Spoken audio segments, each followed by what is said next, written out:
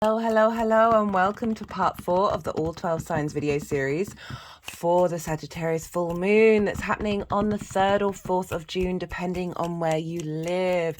This is part 4. I will be reading for Gemini and Taurus. I really recommend checking out the collective reading. It was quite phenomenal. All I'm going to say about it is that there were 4 aces for a full moon, which is unusual. My mind was blown when I did it, and it's still blowing up. My name's Chloe. I work with card divination, astrology, and I channel energies through my body. As you can see, my hands are moving around right now. This is independent of my conscious thought, and this is just one of the ways that I channel. I'm going to keep the introduction very, very short for this video.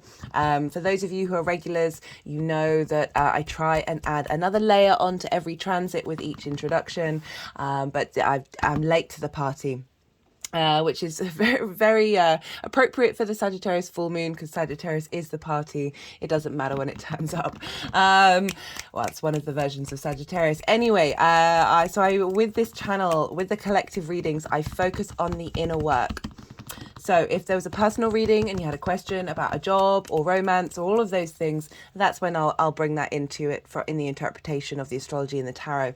However, this is a collective reading, and the most consistent thing with all of us is ourselves. And the more that we do the inner work, the more that our vibrational energy changes, the more that opens up the world. That brings the frequency of the world card into our lives. And when we do the inner work for ourselves, that's questioning absolutely everything. The more that we do that, the more we get to the root of who we are, and that level of integration. So we're not shaming, we're not blaming anything. We're being real with ourselves, we're being compassionate, and we're also living in the quantum field of anything is possible. If I click my fingers, reality changes. If we do that and we hold space for that with a smile on our faces, then that level of integration energy moves into the collective consciousness, and we can all tell that integration is not the thing in the collective consciousness right now. There's shame, there's fear, there's survival mode, there's rejection, there's abandonment, there's all of this stuff that's blowing up really, really loud in the collective. So what can we do? We can work on ourselves, guys.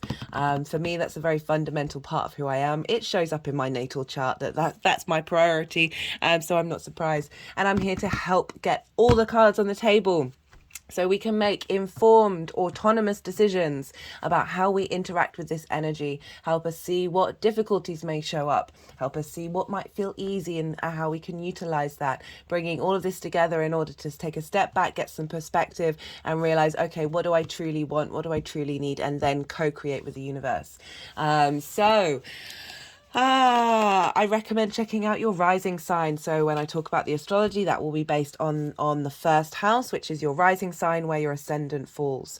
It doesn't mean that you can't check out any other sign. I really recommend it. We have all the signs in our natal chart. Look to the sign that you're checking out. Look to where that falls in your chart, the house that it falls in, and apply those themes of that house to the messages that are coming through. Take what resonates, leave what doesn't. Sometimes there are personal messages, sometimes it's an overall message. So thank you. That reminds me. I've reached 101 subscribers over the last couple of days, and I want to do a competition when I reach 111 subscribers. So I'm just letting you know, when there's 111 subscribers, I will be putting out a competition, and the winner will get a free reading, a free mini reading. So I just wanted to let you know and say thank you, everybody, new and old, and I don't like saying old, new and returning viewers. Not that there's anything wrong with aging. It's a wonderful process, and we actually dismiss it far too much, and I mean that's been very apparent over the past decade. Anyway, I'm digressing. This is what I do, this is who I am. I get to the point eventually. There will be a competition, and I really appreciate everyone who's been here. I thank you for holding space, for letting me hold space, for sharing your time. I know time is precious, and I always love reading for you. I love seeing how everything's evolving with each of the rising signs. Obviously everything's going to be nuanced with each person. We've all got unique natal charts, which means that our frequency is unique to ourselves.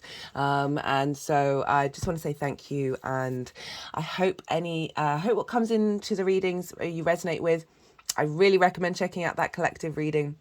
If you don't have time, put it on fast, what, 1.5 or something.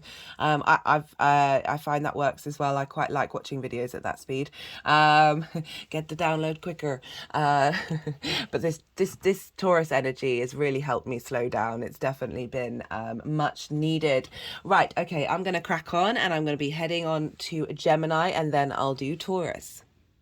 Gemini rising. So for those of you tapping into the Gemini energy, look to where Gemini falls in your chart. Apply the themes of the house that it's in to the messages. Take what resonates, leave what doesn't. It's as if your Gemini energy has moved to the first house.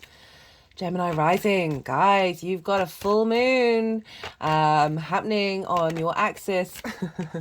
You've got the sun in your sign. You've got the moon opposite your sign in Sagittarius. Oppositions, we get this with every full moon. This is all about bringing things into balance. It can get heated. Not only is it an opposition, but you've got an opposition on and with the angular houses. Angular houses are 1st, 4th, 7th, and 10th. They are the pivot points of the chart. They are the things that get us going. They tend to stir things up in the 3D realm. They're very active. So you've got this in the 1st and the 7th house. This is mutable energy. This is a mutable moon.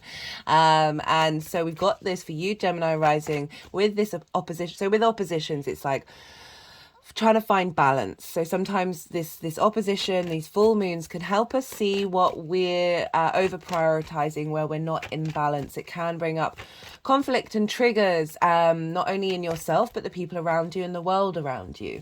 If these things happen, this is entirely to help you understand what you might have missed. It's also, I often find, I'm talking from my own experience here as well as that of others, that full moons can bring in trigger responses that you think you've worked through. You enter that trigger response, you behave in a different way based on the work that you've done. And then your body feels safer in that environment, like it feels more comfortable, regardless of the situation, because we're dealing with Taurus as well here, because that's where Mercury and Jupiter are the ruler of this full moon. And Taurus is all about the physical body and our senses, and our physical body responds based on past experience. So the more that we go into, and this is not me saying run headfirst into a trauma experience. I'm saying if it comes up, be mindful. Take a deep breath, see what's right for you based on your intuition. But from my own experience, I've found moving into situations that have been triggering, and standing tall, not having to confront anything, but just, realizing, oh no, this isn't affecting me in the same way, and then helps shift that frequency that's in you.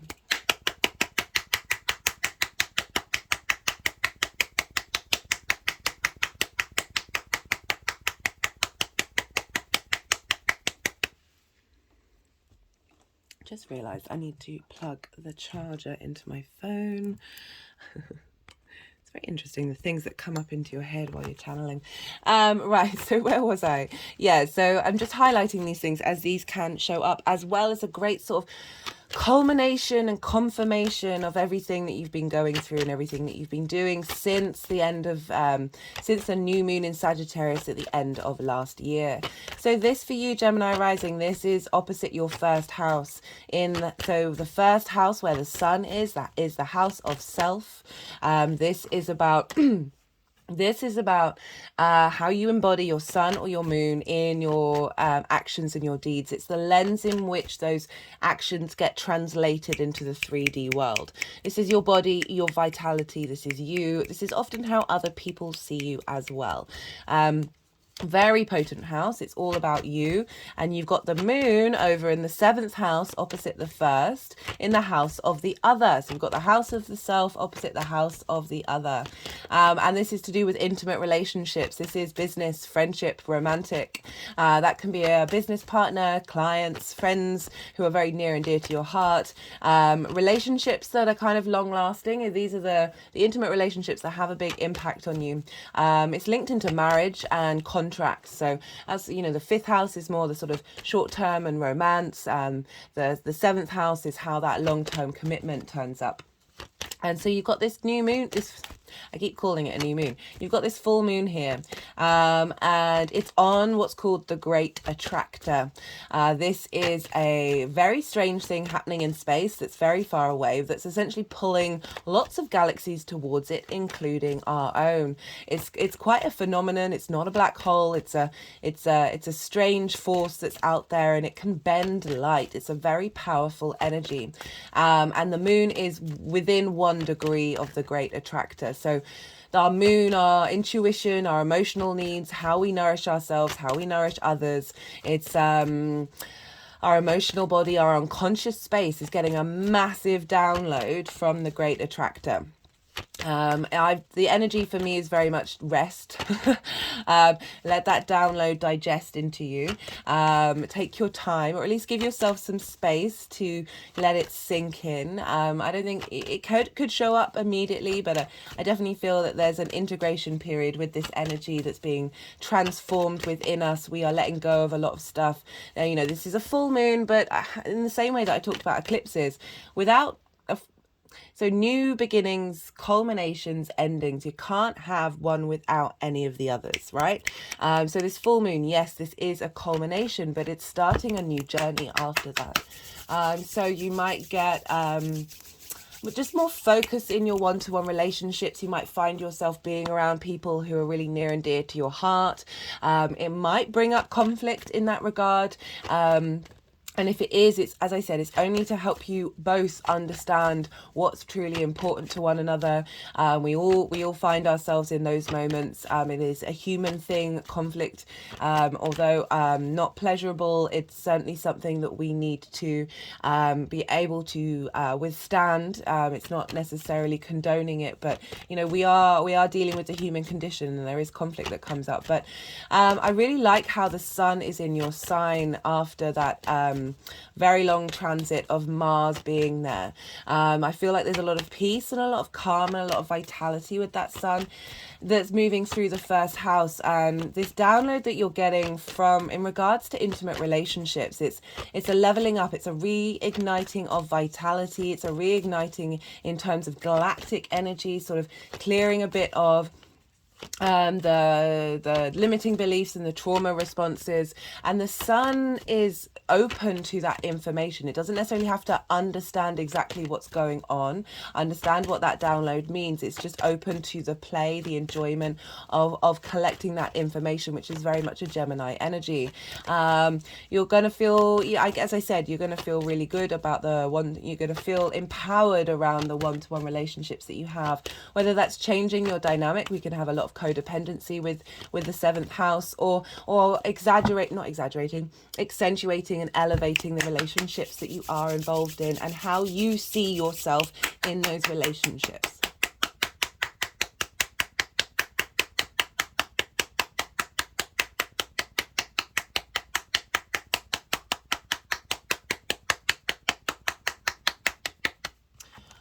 I'm just thinking about the last time I had a 7th house full moon.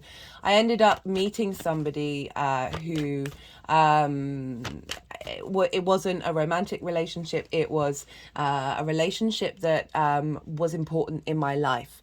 Like these things can happen with these transits, where you're engaging through the work that you've done. You then find that people come into your life that match that frequency to show you where you're at, because sometimes we forget the journey. That's one of the things that I really thought with this with the Sagittarian energy, that we forget how far we've come. We can constantly be looking for the next thing, and not realize the distance that we have traveled, and celebrate that. I really do feel like this full moon is a celebration of the journey that we've been on, and it's really opening us up to the idea, okay, no, I can expand even more. I can grow even more, and not in an oppressive way, like progress, just for the sheer joy of it, the sheer fun of it. Speaking of joy, hello. Right, so the rulers of this full moon are Mercury and Jupiter. And this is mutable energy. We're shifting, we're changing, we're adapting. However, Jupiter and Mercury are over in Taurus, which for you is in your 12th house, your hidden house. I think, oh, Gemini, you either really make me laugh or you make me cry. I can't remember whether the Taurus video, Jupiter in Taurus video was laughter or tears. I think the one before that was tears. This Jupiter transit through your 12th is just really helping you find confidence or add to the confidence that you have. Sorry, I've just got to pause. Sorry, Gemini, I just had to pause. I'm on the tail end of a cold and a cough that's been triggered by Taurus energy. It rules the throat. Anyway, Jupiter and Mercury in your 12th house. This is your hidden house, your house of mysteries. This can be a really difficult house. I'm not going to mess around with you with that. This can be heavy. There can be depression, there can be loss, there can be grief, can be a sense of isolation, of working behind the scenes, it's where our unconscious space is. It's the constructs of who we are. It's our trauma responses, our limiting beliefs. But underneath all of that is your soul. Underneath all that is your magic, because it's also a very magical house. It's the hidden, the occult, that which you cannot see. So you've had a Mercury retrograde there. I think that's the one that made me cry, Gemini, just if you want to go check that one out. That made me cry. And then you've got Jupiter there. Uranus has been there for a while, and just seeing the difference in the Gemini risings of just feeling a bit more aware of their trauma responses, aware of their reactions to things, and just taking a moment of stillness and just making different decisions. Seeing that across the board. It's a really lovely thing to have Jupiter move through the 12th. Like it helps bring confidence and wisdom to this difficult part of the chart. So this full moon is being governed by both Mercury and Jupiter in Taurus. So your limiting beliefs in your relationships, and as I said that, I was reminded of some of these cards that have come up that sort of suggesting that limiting beliefs, trauma responses behind relationships that have done you, have protected you. Oh, I mean, one of the things I channeled, I think it was in the Cancer thing, it was like the energy's going, well, they're not quite ready to realize just how phenomenal they are. So they've got to stay in there's this reason why there's this box of the shadow and the ego keeping the progress little by little. It's making me think of all the libraries that have been burnt over the millennia. I always thought that was dodgy. I always thought there was something going on with that. Like, they don't want us progressing too far. Anyway, whether that was channeling from the energies or just my utterly mad brain, I'll leave that up to you to decide. But the 12th house is a lot of that, and you're getting a real strength of how you embody yourself, and how that shows up in your one-to-one dynamics are being fueled by the wisdom that's come off the bat of that Mercury retrograde and the wisdom of Jupiter being there. Mercury's about to conjunct Uranus. I think it's about 16 hours. I think it's 8 p.m. here tomorrow. It's about 16 hours after this moon is exact. And so we've got that big revelation, that conjunction happening. Jupiter is conjunct the North Node in Taurus, squaring Mars in Leo, squaring Pluto, coming off the bat of coming towards a sextile with Saturn, which is the first aspect that Jupiter and Saturn are making since the grand conjunction back in December 2020. This is huge. There's a lot of galactic energy. There's a lot of collective energy feeding how we respond to things, feeding our personal planets. Venus is over in Cancer, right? So the Jupiter and Mercury in your 12th house, when I was just about to talk about your magic. Because underneath that trauma responses is the magic, is that dynamism of your individual self that can help perhaps the one-to-one relationships that you spend around this time are going to help you see that, help you cultivate that, the sort of trigger responses that are linked into that, not only clearing out old dynamics, but bringing in new ones.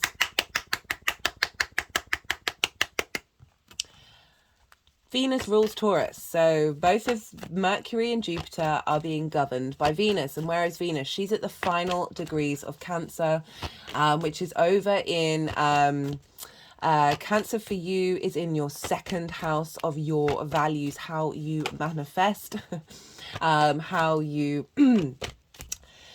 how you value yourself. So this is all being tied up. So this is your resources, how you make your money, how you manifest, the things that you care about. But I always try and focus on how you value yourself, because that changes the rest of it. So we've got Jupiter and Mercury, who are governing this moon based on your one-to-one relationships and how you embody yourself.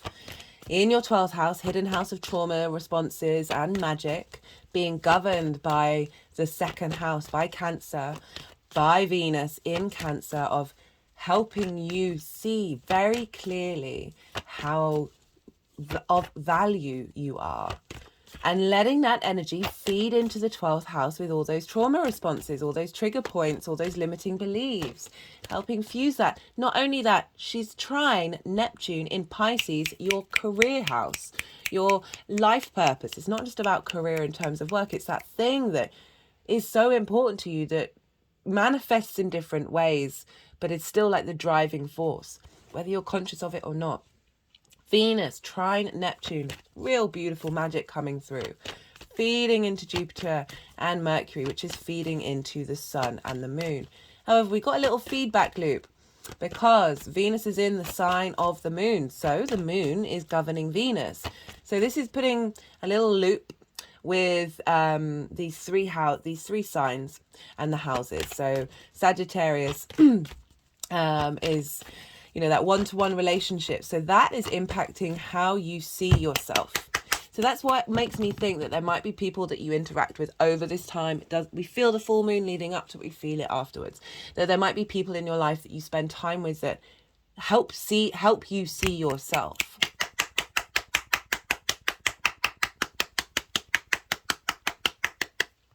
And as well as, for those of you who don't interact with people like that, it's going to be a resonance within you that you may be contemplating and thinking about these things, and spending time working out, no, what is it that I truly want from these kinds of dynamics? What's important to me that means I won't self-sacrifice, means I won't move into hello Mercury, the ruler of your sign, won't fall into codependence. You know, you've got the High Priestess and the Magician.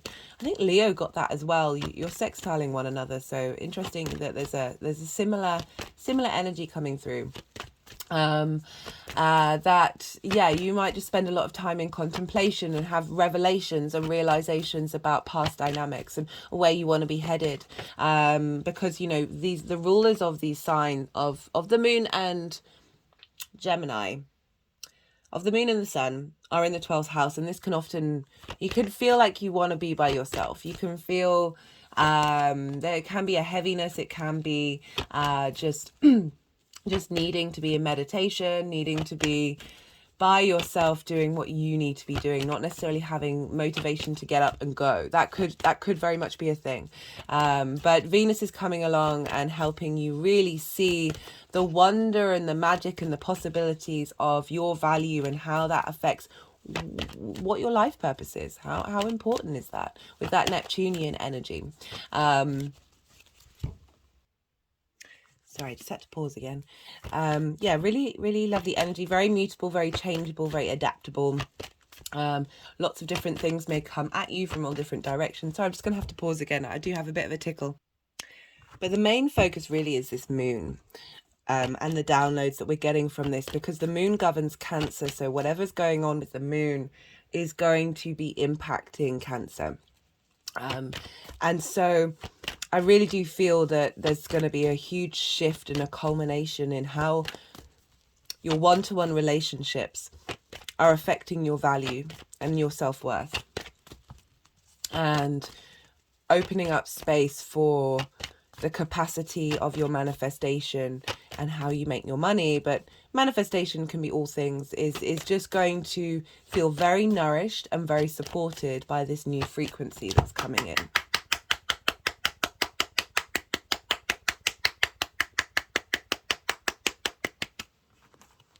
I mean, soon Mercury's going to come whizzing through your sign. Just be able to understand and I'm really sorry. I'm just going to have to pause again. When I record, I have to have the windows shut, and it's getting quite warm now because, well, I have to have the windows shut because of noise from the outside world. It's getting quite warm, and it's just aggravating the little tickle that I've got. So do bear with me, Gemini. My communication's getting a bit distorted. Hello, the moon.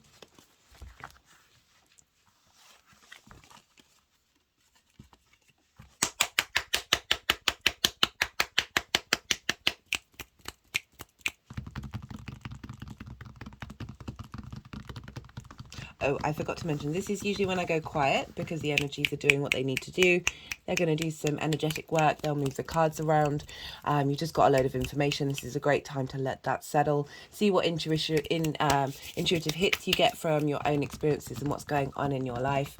To see what's coming up for you on a personal level. And yeah, I just have to be a bit quiet because my brain can't, well, it's difficult to channel, think, and talk at the same time. Yeah, I really recommend the collective reading. I go into a lot more detail. It was wild. 4 aces. 4 aces. I can't get my head around it. Right, have they done what they needed to do?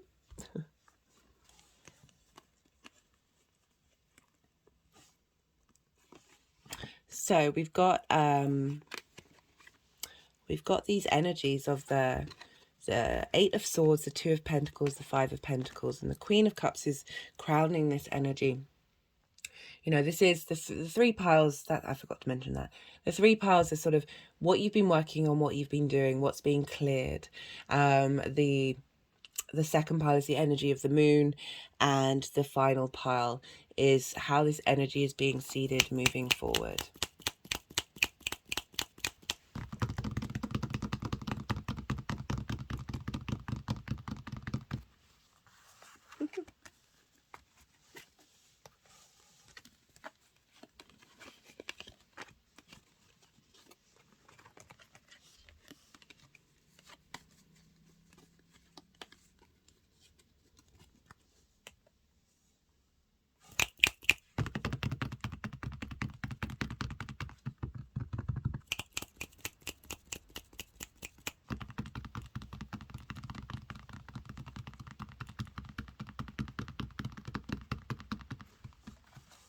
Okay, so got the 8 of Swords. This is about being in a cage of your own making. It's always a difficult one to bring up because, you know, difficult situations put us in this space where we feel like we're trapped. And it doesn't negate the difficulty of the situation. It doesn't negate the experience, but we do have the power. We do have the power. Sometimes that takes a while to integrate, takes time, but we do have it. It is within us. And this is, you know, this figure is under one impression, is making an assumption about a situation that isn't real. This card is all about Maya, illusion, how this reality is an illusion. There are many different realities. We can shift and change our reality. They're wanting me to move on quite quickly. So we've got this sort of being trapped in a situation, and we've got the 2 of Pentacles. This is about survival mode. This is about juggling different things. You're not necessarily able to get momentum to move forward, but you're doing what you need to survive.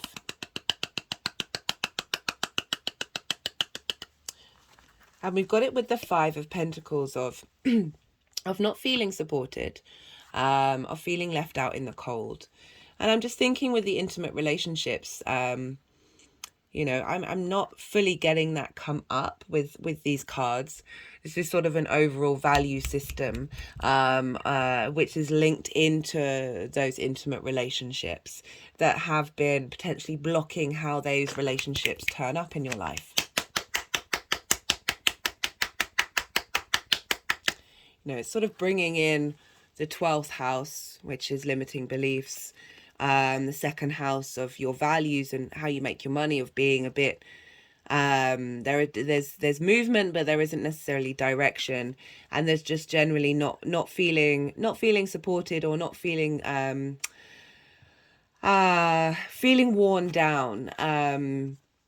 Perhaps the relationships you've been left out, and it doesn't mean that dynamic hasn't been, how do I phrase this, hasn't been important in your life. It's just there's something within you that is holding on to this space, even if the relationship is good. There's this, I'm just getting these dynamics coming in from the 12th house that you've been working on and going through. I mean, they are the rulers of this chart, that there's just been a bit of a difficulty here. And we've got the Queen of Cups, which I'm very much getting as Venus. Right, so Venus is at the tail end of her transit in your second house. And this is the Cancer, this is Moon, this is emotions, this is the Queen of Cups. She's very serene. There's a real caretaker energy. There's a sense of being able to see in the waters what's coming, and there's a sense of intuition coming through that you've been working on, that you've been nourishing yourself, helping clear this energy, helping understand this energy. But it might have been done from a more intuitive space rather than a cognitive space. Just through your day-to-day, your actions, your understanding, you're working through how you're looking at the world, what's important to you, that just through these unravelings of these energies, you've realized that you have the capacity to nourish yourself and not just other people.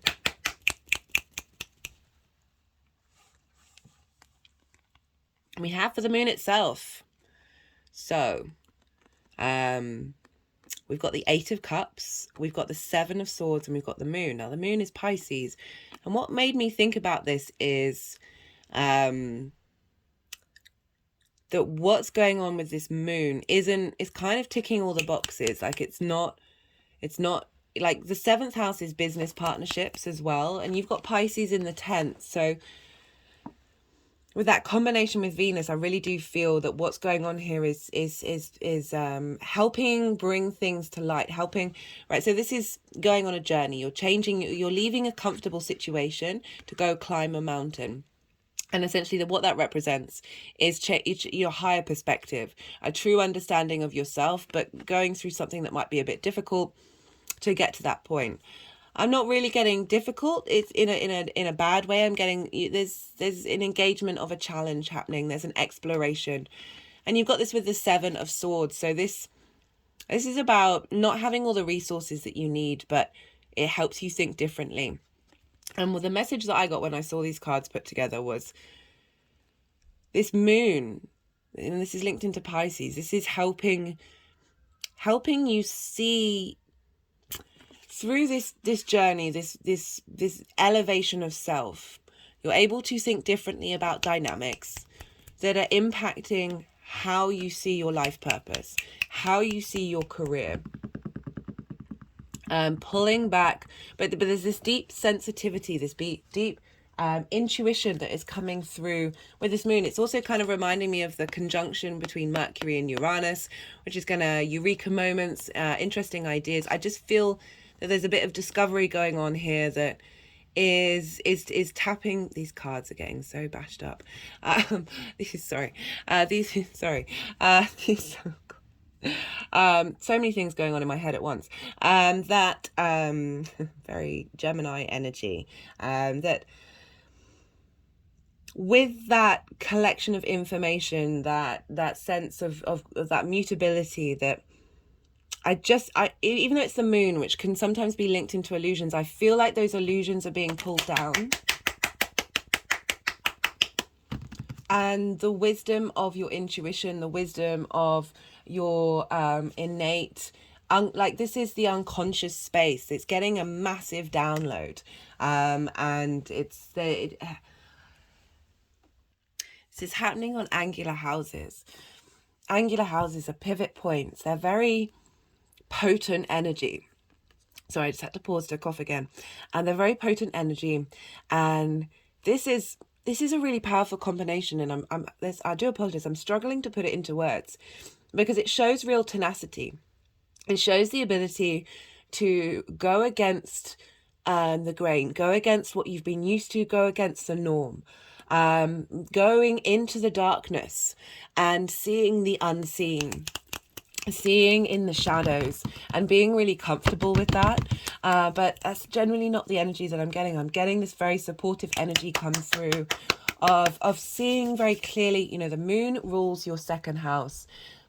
Even though this is a Pisces card, so we've got your career, your life purpose, but it rules your second house of how you manifest, of really strengthening your intuition, because so often with the there's trauma all around the chart, but with the 7th house of those intimate relationships, sometimes they can take up a lot of space and stop you from being able to see the truth of yourself and the truth of your direction and how you can bring yourself into the world. We can get quite swamped by the 7th house. And I just feel like this is being cleared away. I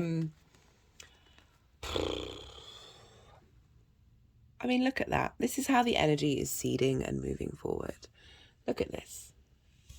This is great.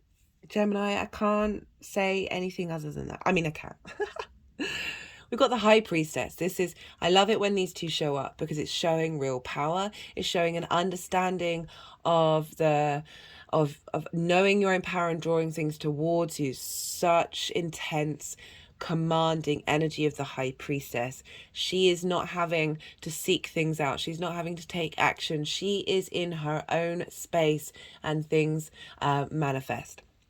And we've got the Magician, very much tapped into the intuition. We've got, you know, she's got the moon here. This is actually the moon's card. This is Pisces, this is the moon. So we've got added moon and we've got Mercury as well. And when these two combine, so the Magician is all about knowing you have the resources you need in order to take action and create in this world. And when they show up together, especially when they've shown up together, not just in the spread together, it's saying there is a balance here, there is a harmony here. And that I would say that regardless of whether you got the 10 of Cups. So the 10 of Cups is one of the happiest cards in the deck. This is about coming to a space, whether this manifests immediately. I'm not getting that with this moon. This is about an energy that's being seeded. There's this contentment. The 10 of Cups is about contentment in every area of your life. So we try and embody that with the 9 of Cups, the wish fulfillment. And then the 10 of Cups comes along and says, you're at peace with your environment. You're at peace with your community. You are, you know, this is the rainbow and the cups. This is an element of enlightenment here. That the actions that are going on, the relationships dynamics that are shifting and changing, the people you're being drawn towards are helping you facilitate your dream. However that shows up for you, like that's going to be very, very subjective. This has got a nuclear family here. That's not for everybody. But it's kind of representing that your individual space has an impact on the world around you. And there's a sense of community here. But this is really lovely. For some of you, this is meeting somebody.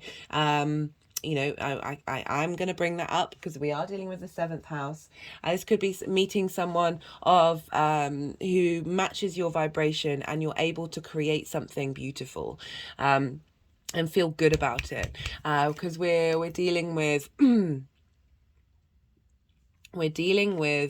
sorry, my mind has just gone completely blank. The 7th house is business, friendship and romantic. So being with someone in a community that is helping you create magic. You know, there's all sorts of different variations that we can get with this, but you know, this is a powerful combination of through your actions, through your knowledge with the 2nd house and the 12th of your value and the magic that you have, you're able to step into this portal. Whether it shows up straight away or not, that's going to be subjective to you. Don't hold on to that idea. Just embody the empowerment.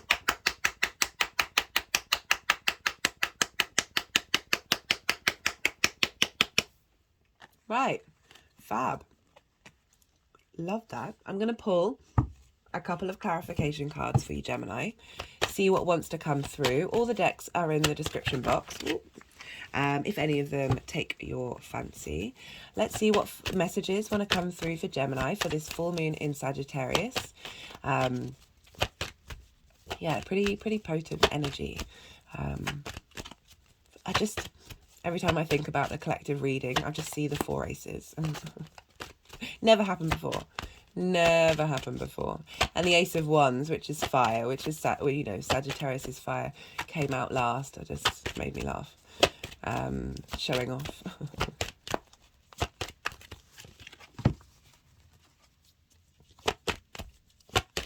So even though this is a full moon, well, what was that? Even though this is a full moon, it very much feels like there's a freshness to it. There's a renewal. I've talked about in several readings, like the forest fire. We need the forest fire, obviously not at the rates that have been happening over the last couple of years. Let's not talk about, well, we can talk about that. It's a very important thing that we should all be aware of. The forest fires bring the nutrition. It's the recycling of life, you know, and then through that, through the transformation of the old dynamic, the new comes up. There's very little anything that's there's nothing that's new, really. We all come from everything that came before us, all our different experiences, and we only evolve and grow off the basis of that. Like I've always found that concept of a new idea being quite ridiculous. There's always patterns. There's always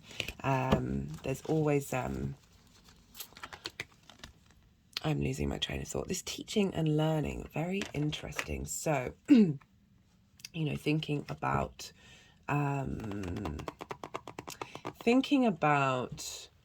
you know, Pluto in Aquarius for you. So I'm just thinking about the 9th house, right? So teaching and learning is very much the 9th house agenda. But 7th house can bring people into your life that provide wisdom and support to help you evolve. So I'm just thinking about that in terms of what's going on here. The dynamics, the refreshment that's coming in is helping you. I mean, we're all students and we're all teachers every single day. Every day is a school day. And being really open to that, being open to the experiences that come up. Don't hold expectations on them. Just enjoy the ride, which is very much a Sagittarian energy. And see what comes up, because I feel... See what's coming up. Got the Hierophant, and this is Taurus energy. This is trainer, wisdom, understanding, mentoring. Just getting the feeling that what's being cultivated, some galactic energy, some teachers are coming into your life that help you expand on your own space. And the more that we learn, the more that we are able to share those perspectives.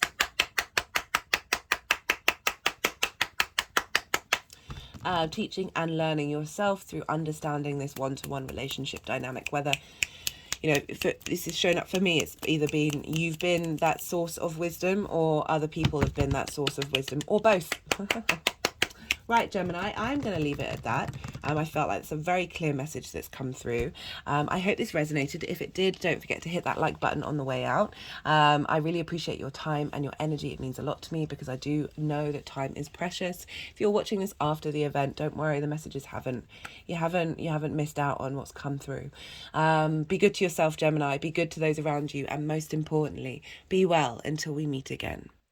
Taurus rising. How you doing, Taurus? For those of you just tapping into the Taurus energy, look to where Taurus falls in your chart. Look to the house that it's in, the themes of that house, and apply those themes to the messages that come through. Take what resonates, leave what doesn't. In general, so Sagittarius and Taurus. Sagittarius is in conjunct Taurus energy. So this is regardless of whether you've got a rising sign in Taurus or not. So an inconjunct, this can, it's traditionally they don't have things in common, right? So Taurus is a fixed earth sign and it's yin night in nature. Sagittarius is a mutable fire sign and it's yang and day in nature. So it's I always talk about how this is when you're having a conversation with someone, you've got nothing in common. It can be difficult to start off with. It can be a bit frustrating. There can be crossed wires. You know, we can make assumptions that just don't match what's going on with that person. There isn't a direct line of communication. There isn't free-flowing energy. You're coming at things from very different angles. But I love that. It can be difficult. It can be frustrating. But once you realize that, you know, I say on this channel a lot, all the planets are in cahoots with one another. All the signs are in cahoots with one another. It's just about, you know, sometimes it takes a little time to try and get these things into balance. And, you know, really, we've all got things in common, guys. Like, it's a universal fact, right? We've also got differences, and we should celebrate those differences and embrace them without denying the connection. So, inconjunct can be difficult, but the more that we work with that energy, the more that we are able to come up with maverick ways of thinking of things, right? So if you've got the same kind of energy working together, yes, it's going to free flow. Yes, it's good. But are you going to think, this is almost the second time that I've said, think outside of the box. And there's part of me that wants to curl into a pit and hide because it's just so cringe. But that is, you know, it's a phrase that is very easily accessible. You know what I'm saying when I'm saying that. There's just new ideas can come through with this, especially with, you know, you've just had the new moon in your sign. So this is really, I said in the first Aries new moon video, I talked about how we're going to have new and full moons following each other that are in conjunct for, I think it's until next summer. So we're not, you know, this isn't the new moon in Taurus following with the Scorpio full moon following it. We're dealing with this in conjunct consistently. So this is yeah, I just feel for us all, this is helping us allow information to come in different ways that we would have normally bypassed, and we would have normally, they're just clicking around my head, we would have normally sort of we've got pathways in our brain that are really ingrained, and this energy is helping sort of bulldoze this. I always sort of bring this out because you can't see it on shot, but I've got an image of what it looks like for a brain to be on psilocybin, and it's just, I really need to find the one where we're not on psilocybin, but I feel like meditation and breath work can get us there for sure. And taking care of the body, but it's just sort of highlighting plant medicine can really allow us to open up to many possibilities, and it's thinking differently and moving in a different way, being more creative. And for me, the inconjunct kind of feels like that. So this is for Taurus risings. This full moon is happening in your 8th house. This is the house of it's the other people's resources. So it's the give and take between you and the outside world, the 5D world, the universe, the cosmos, your relationships. It's that give and take of time, money, things, energy, ideas, passions, intimacy, all of those things. It's that exchange. It's also linked into inheritance, 3D or 5D inheritance. It's the house of transformation, which is another word for the death card, but you know, that's not what I would bring into a collective reading. I think we're all aware of the 8th house connotations, but it's a house where dynamics of perhaps giving too much or taking too much can show up. And with a full moon, that straight off the back of that new moon, that was a lovely new moon, Taurus. I felt the serenity of that one. That was beautiful. Oh, that reminds me, the Colette, did I say at the beginning? Do excuse me, my brain has not been fully present. There's been lots going on in yeah, anyway. That we've got 4 aces for this collective reading, and it's a full moon, and the first card out was the Ace of Pentacles, which was the first card out for that Taurus new moon. They both involved Jupiter. This is just Oh, this energy is a strange one. I haven't really been able to encapsulate it into words. That it just feels very energizing, expansive, refreshing, galvanizing. We've got the moon conjunct the great attractor. This is a very interesting dynamic of our universe. So it's very far away. It's pulling a lot of galaxies towards it, including our own. It can bend light. It's not a black hole that we I think we're certain it's not a black hole. It's very, very potent energy, and the moon is within 1 degree of this. So I felt like this is a massive, massive download for us all. And this is coming from galactic energy feeding into our moon, hello moon, into our unconscious space, into our intuition, into how not only we nourish ourselves but how we nourish others, where our needs are highlighted. So the 8th house is the dynamic.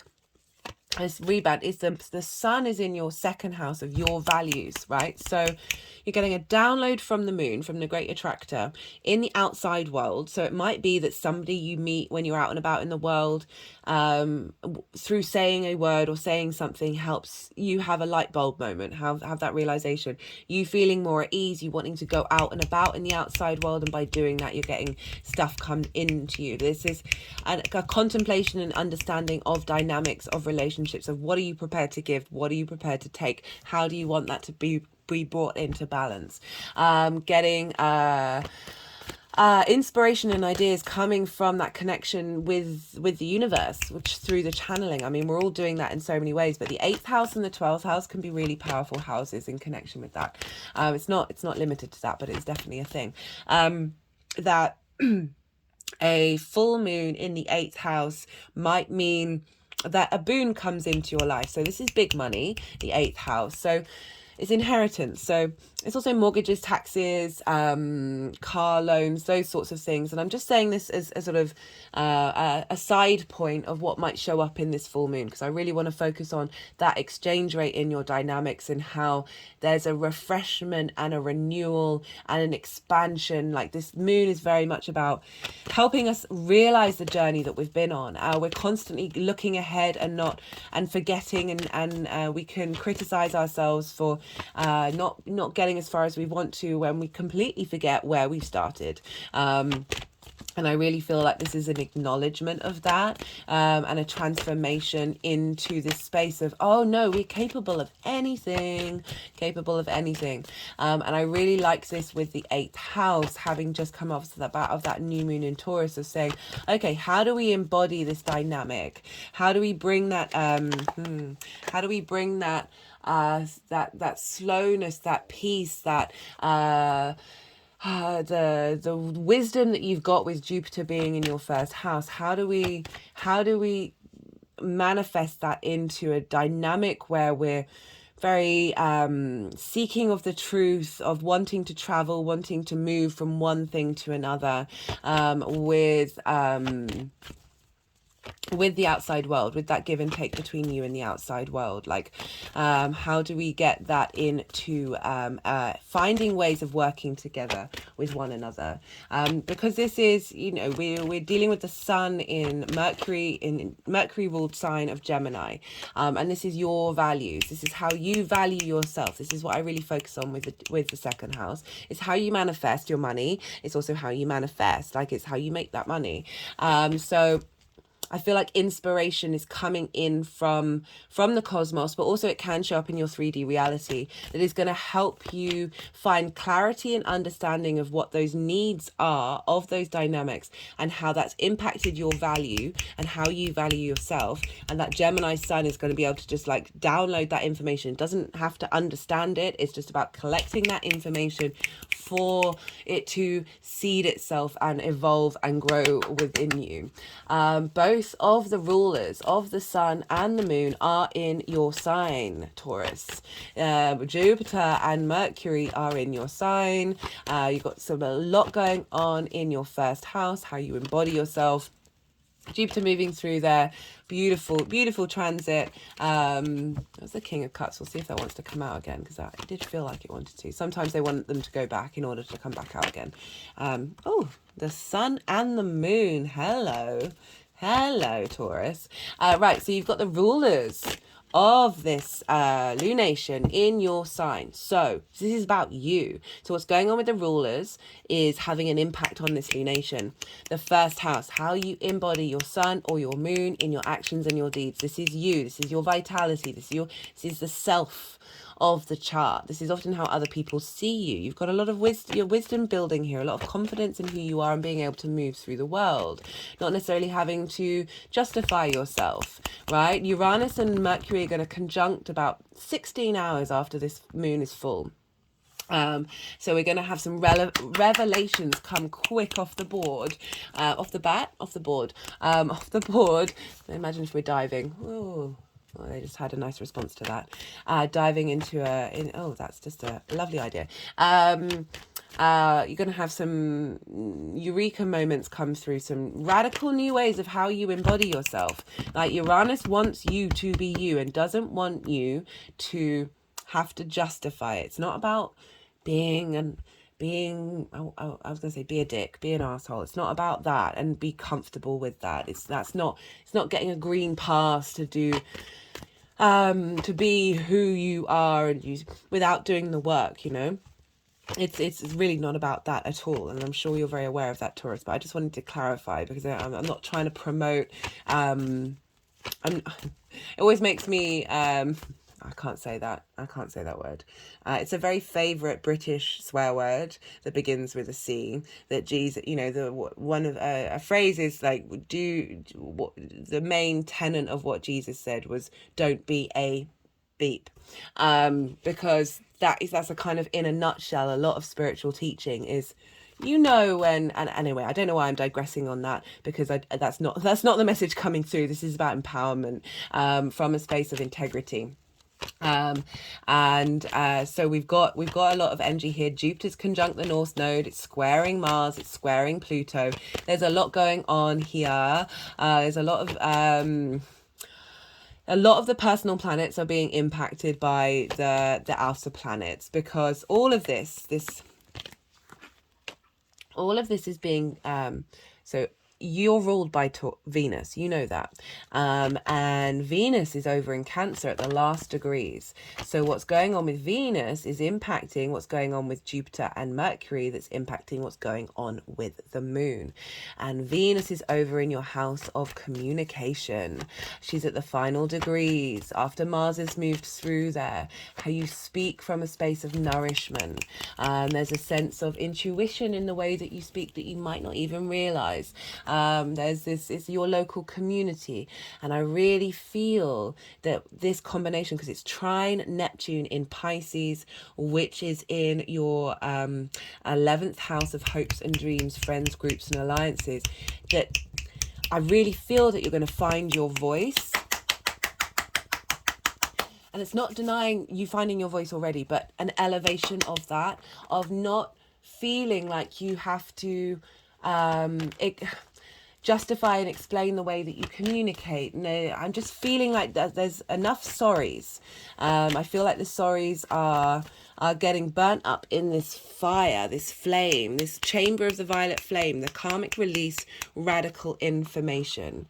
It's as I said, you know, it's wanting to go with the happy Buddha. The happy Buddha is like, whatever's going on, having a smile on your face. It's not being real about a situation, but it's like, how does your frequency deal with it? And yeah, that may be a personal message to some of you, but I'm just getting that come through of be you,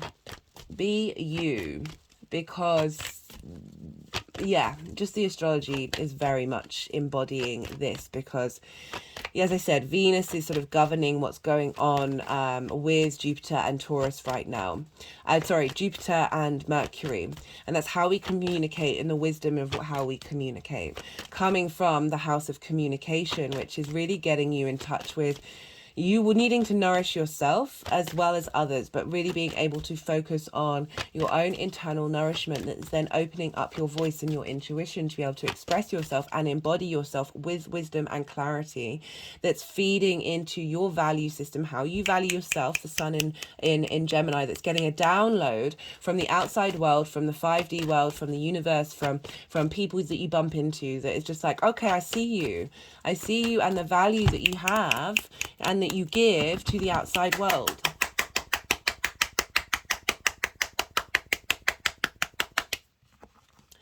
But in doing that, it's opening up the space of where you're not seeking that approval. You're not needing it. It's a wonderful, lovely thing. I'm not denying that. But it's the more that you're at peace with who you are in that outside world. Love this. Love this. Yeah, because as I said, the moon is on the great attractor. The sun is conjunct Juno. So what are we committing to here, guys? What's important in the long term that we're sticking by? That's really important. Mercury's coming into a conjunction with Uranus. Jupiter's not trying anything. Jupiter is conjunct the North Node, opposing the South Node, clearing out relationship dynamics that haven't served you, purifying that part of your environment, leveling up those relationships that you are in. And while squaring Mars in Leo in your 4th house of motivation to get strong foundations from a heart space, squaring Pluto in your 10th house of career, life purpose. This is yeah, I like this for you, Taurus. I like this. Right, let's see. Is there anything else that I wanted to say? I think that's kind of it. I mean, the moon overall is also governing where Venus is. So we've got a feedback loop between these, because then it goes back to Jupiter and then it goes back to Venus and then it goes back to the moon. So this is lovely benefic energy coming in, and as well as the moon, how to nourish yourself. So we've got a focus of the moon for Cancer, for Venus. So being able to communicate your truths with the outside world, have that dynamic be valued. Having value for the way that you communicate in your local community, right? So Venus is about bringing you value as well, having appreciation for what it is that you have to say and bringing some harmony into that, strengthening your intuition, bringing love and appreciation to self. Love it. Love it. Okay, so this is usually when I go quiet, for those of you who are new, because my mind goes squiffy when I try and think, talk, and move these cards, because the energies are moving these cards around. So it's a form of, it's the channeling. And I end up going, So this is when I'm quiet. You've just had a lot of information. This is a time to digest, to allow everything to come through, to see what hits you get of your intuition that are helping you understand what might be cropping up for you and what's going on for you.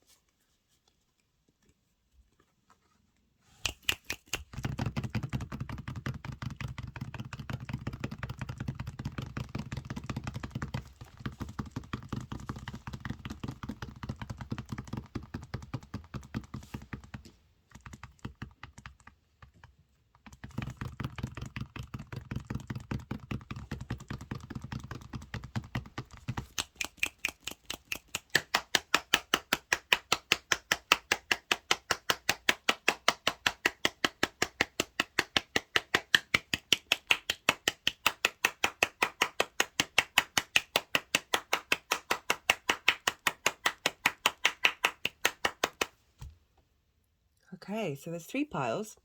The first part is what you've been working through, what's being cleared out, and with a lead up to this moon. The second pile is the moon itself, and the third pile is how this is manifesting moving forward. So we've got the 8 of Swords. This is shown up quite a lot for this reading, and it's kind of the I feel this combination with the Sun in Gemini and the Sagittarius of really helping us get out of the limitations and cages that we're in. But just in general, the lead up, you've been perhaps consciously or not, there's been something blocking you, and sorry, they're wanting me to move on. This is when they do this, that's them, and they're like, you've said what you've needed to say. We've got the 6 of Cups, and this is about looking at the past differently, looking at your situation differently, a gift from the past. This can be past lives, this can be ancestors, this can be galactic energy. With 6s, it's protection energy. It's like you're now able to, whatever this has been for you, you are now able to see things not only clearly, but this isn't about clarity. I mean, there's clarity there as well, but this is about being able to just, the happy Buddha, right? Just feel smile at the situation, see the merit of it, understand it. Also a lot of wisdom coming in as well. We've got the moon here, so this is about your intuition. This is about this deep sensitivity. There's a sense of going, you know, if you think about, if you go into the night and you don't, you've got the sun and the moon, so this is bringing in a sense of balance of your unconscious mind with your conscious space. You've just had Mars, and Mars moves through Cancer, and now Venus is moved through there. There's this sense of really tapping into your intuition, and I'm liking that energy. There's a sense of being sensitive to your own space, and allowing that to open up to, you know, you've got the wolf and the dog here. So dogs evolved from wolves. This is about evolution. If you see here, this lobster is climbing out of a pool. It's kind of really highlighting the fact that there are so many parts of the human psyche from this whole evolutional space that we can often forget, that get hidden in the unconscious mind. And I like this combination with with the 6 of Cups of saying we're helping release those limiting beliefs, and also be able to understand and have compassion for where you've come from, and realize the journey that you've been on, that there's a lot of magic hidden in the unconscious. It's not all terrors and monsters under the bed. There is deep power for every step of this journey that we have been on.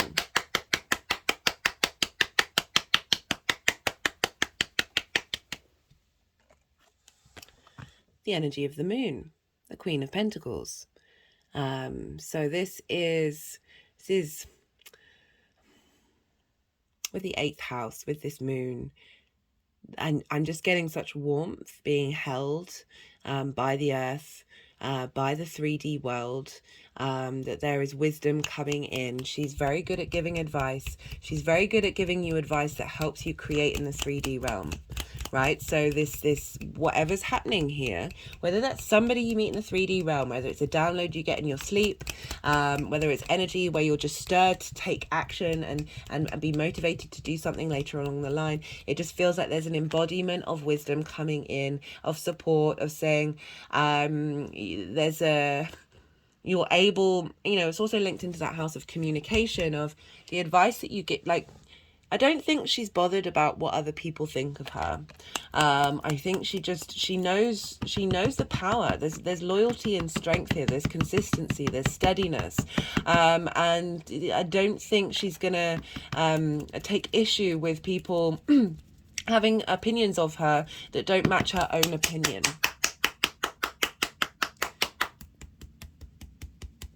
She's created a space, an abundant inner world that is having an impact on the outer world. We're dealing with the 2nd house and the 8th house, how you value yourself and how that's showing up in the 8th house of outside resources. And this could also be on a on one level of a feminine energy coming in and offering and you know, it's the house of inheritance, that there for some of you there might be something coming in that is going to help provide you this sense of feeling abundant and supported. That could be for some of you. I'd forgotten we've got the King as well. We've got the King and Queen of Pentacles. Okay, so this is how the energy is manifesting moving forward. We've got the King of Pentacles. We've got the Sun card. We've got Judgment. And we've got the 7 of Cups.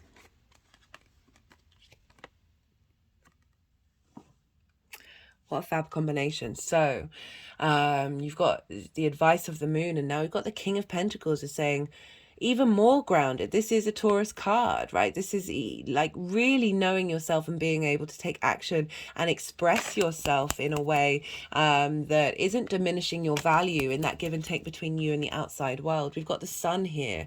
This is vitality. This is clarity. This is joy. This is happiness.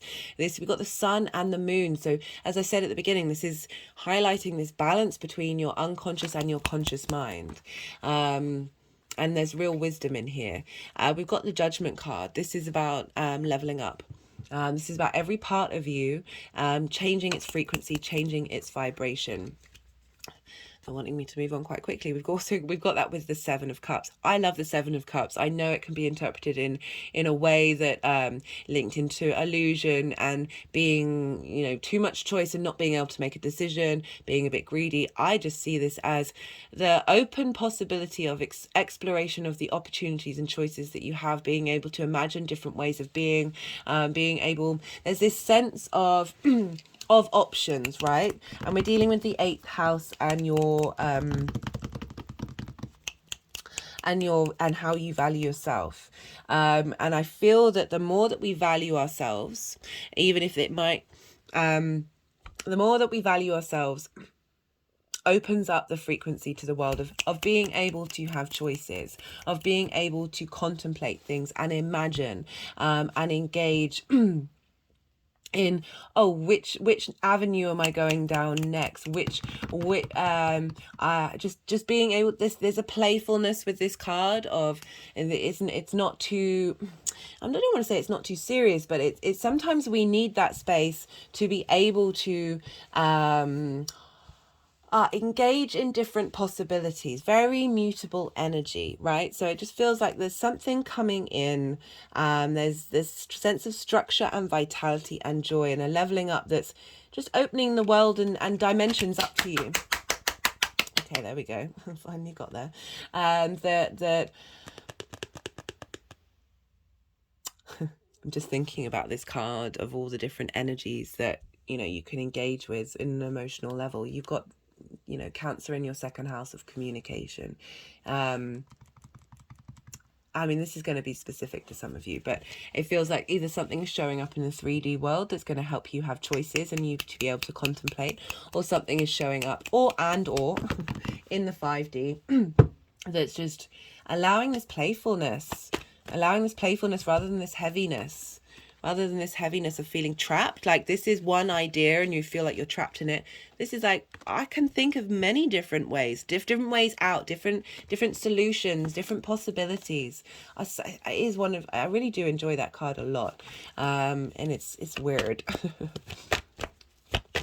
Right, so I'm going to pull some clarification cards for you, Taurus.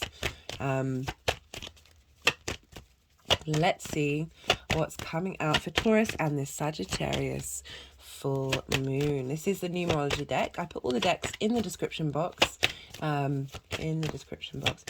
It's making me think of the mystical shaman card that I pulled for the collective reading, and it was kind of like, what if you didn't explain yourself? Oh my goodness. What if you didn't explain yourself to people? What if you didn't explain yourself to yourself? Like rewriting the narrative. It's not that you're hiding from who you are. It's about being real with the reality of what is you. Certainly on my journey that I have been like go through different onion layers of my conscious mind, and it does take effort, and I really come to more and more realization of, oh, that's not me. That's very much felt like that's been me, but that's not me. Takes effort to stand up and clear the illusions. And this is all about wanting to, let me read it. Let me read it.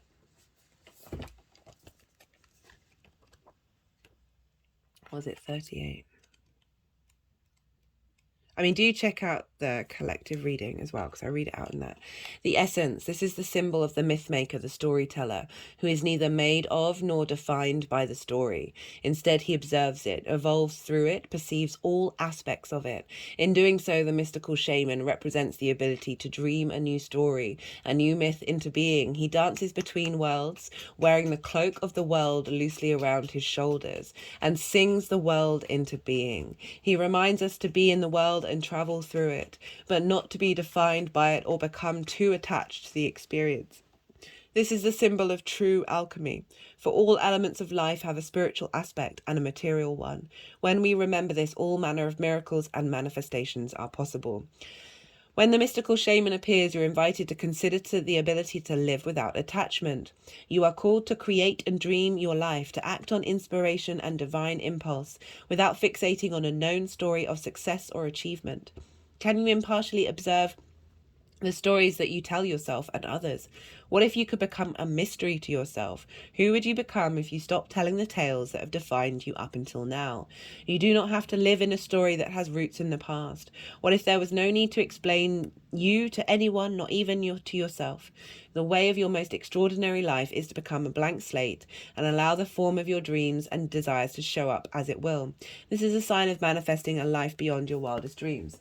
I agree with a lot of that sentiment, but not all of it, because I feel like you can do that as well as still hold space for the past reality. You know, you don't have to separate from that.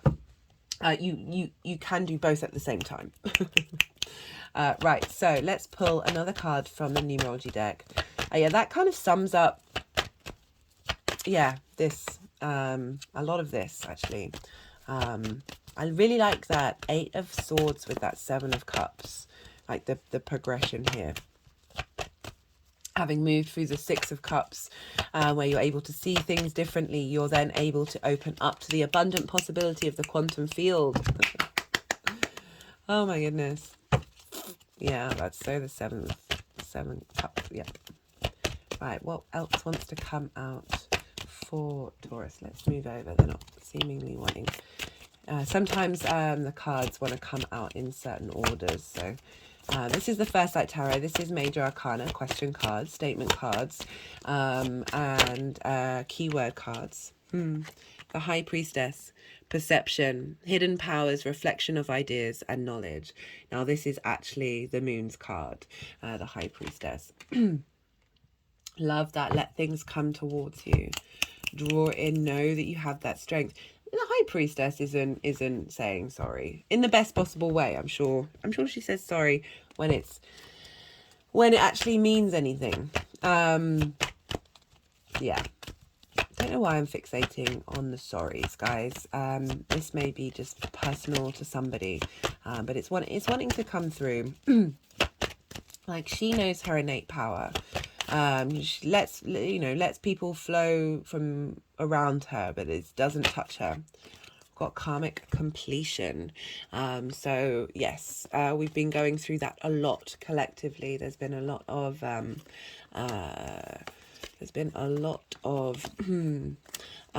soul contracts running their course, and it doesn't mean that everything all magically falls in place. There are stages to the integration of the new environment.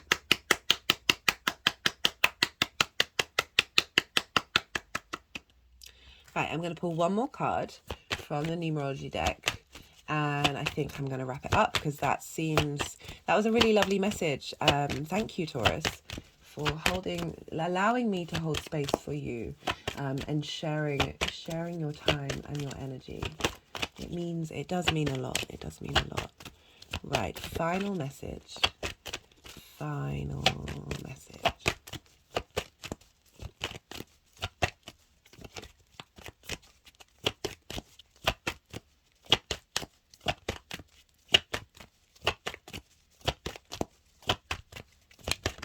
There we go. Happy ending. Wow, look at that.